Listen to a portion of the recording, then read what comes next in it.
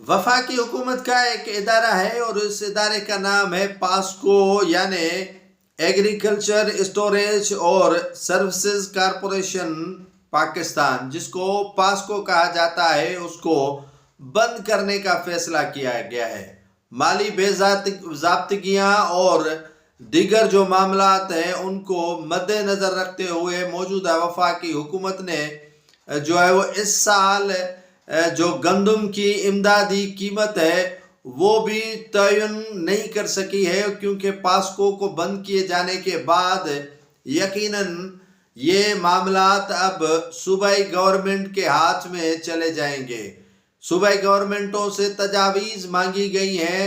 National food security کی جانب سے کہ آپ تجاویز دیں کہ اس سال 2025 میں گندم کی امدادی قیمت کیا رکھی جائے۔ اس پر جو ہے وہ صوبوں سے تجاویز مانگی گئی ہیں۔ اربوں روپے کی بے ضابطگیوں میں پائے جانے والے پاسکو ہو یا جو یہاں کے محکمہ فوڈ خیبر پختونخوا ہو یا سندھ ہو، وہاں پر اربوں روپے کی مالی بے ضابطگیاں ہوئی ہیں، پاسکو میں بھی ہوئی ہیں، لیکن پاسکو کو بند کیے جانے کا مقصد تاحال معلوم نہ ہو سکا ہے۔ وفاقی حکومت کہتی ہے کہ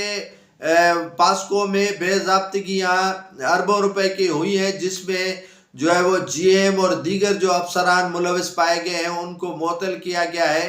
لیکن ان سے تاحال یہ ریکوری بھی نہیں ہو سکی ہے۔ ایف آئی اے اور نیب اور دیگر اداروں کو تحقیقات کے لیے کہا گیا ہے، لیکن وہ تحقیقات بھی سست روی کا شکار ہے۔ صوبوں کو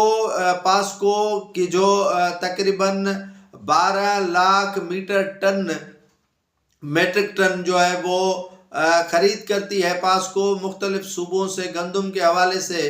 تو اس میں کاشتکاروں کو بہتر سے بہتر جو ہے وہ امدادی قیمت مل جاتی ہے، لیکن پاسکو کے بند کیے جانے کے بعد اب صورتحال صوبوں کے ہاتھ میں ہے، جو تاحال جو ہے 2024 کی جو رقم ہے کاشتکاروں کو فوڈ محکمہ فوڈ جو ہے سندھ کا، وہ رقم ادا نہیں کر سکی ہے۔ پاسکو تو پہلے ہی ان کو رقم ادا کرتا تھا، لیکن اب بند کیے جانے کے بعد سندھ کے کاشتکار مشکلات سے دوچار ضرور ہوں گے، کیونکہ اب